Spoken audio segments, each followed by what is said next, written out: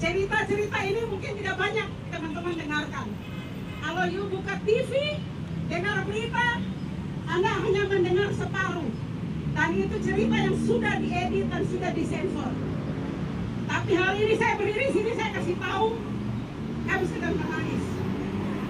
Setiap cerita yang dikeluar dari negeri kami adalah cerita yang direkayasa supaya menunjukkan bahwa kami orang Papua, orang-orang yang barbar, jahat. Setiap kematian-kematian yang terjadi terlebih dahulu akan dilabel bahwa dia separatis, dia anggota TPN kemudian ditembak. Tidak seperti itu.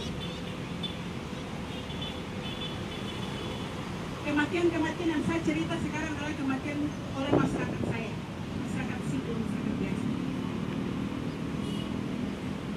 Jadi di Hari Internasional Perempuan, mungkin perempuan-perempuan lain di Indonesia, saya tahu, kami masyarakat adat masih mengalami tantangan karena orang yang ada di dalam gedung sana lebih memilih untuk menghamba kepada kepentingan investasi daripada memihak kepada rakyat.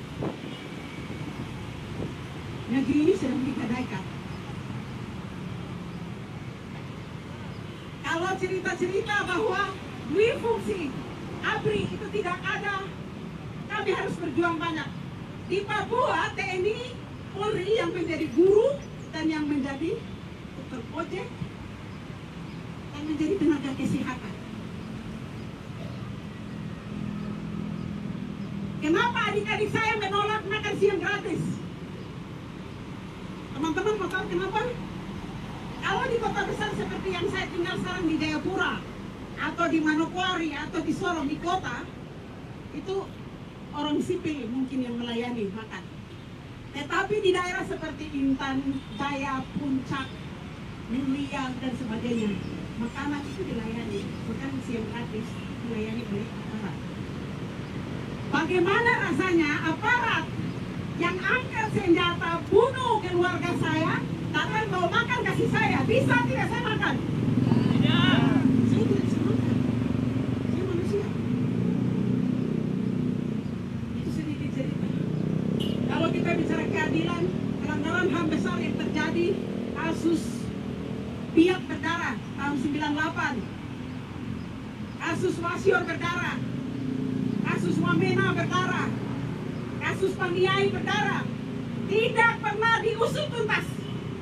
Kalaupun diusut hanya menjadi drama di pengadilan, karena keadilan akan memihak kepada pelaku. Korban tidak pernah dapat keadilan. Itu cerita kami, itu kisah kami.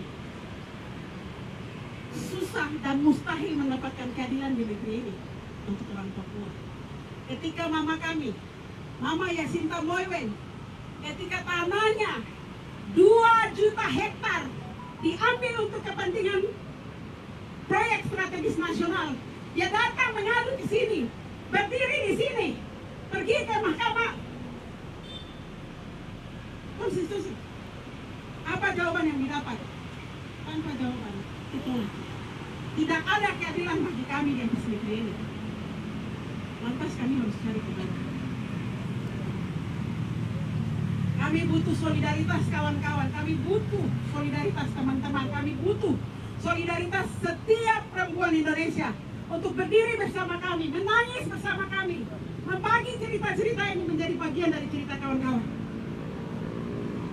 Kami tidak bisa sendiri, kami butuh solidaritas teman-teman. Saya akan tutup, saya punya kisah saat ini dengan beberapa tuntutan yang saya bawa langsung, yang saya akan titipkan kepada teman-teman di ibu kota. Yang paling penting bagi kami adalah tarik militer organik dan non-organik dari seluruh tanah Papua. Karena militer adalah penyebab persoalan-persoalan kemanusiaan, krisis kemanusiaan yang sedang kami alami di atas tanah Papua. Dui fungsi ABRI dihilangkan. ABRI dan militer, TNI dan Polri. Mungkin sekarang di Papua kami sudah menjalani itu.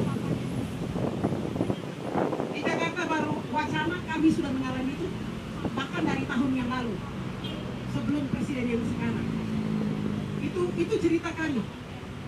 Kami minta tarik militer dari Tanah Papua difungsi, tidak diperlakukan, dan perhatikan pemerintah yang ada di dalam gedung ini, siapapun dia harus menyelesaikan persoalan krisis kemanusiaan yang sedang terjadi di atas Tanah Papua.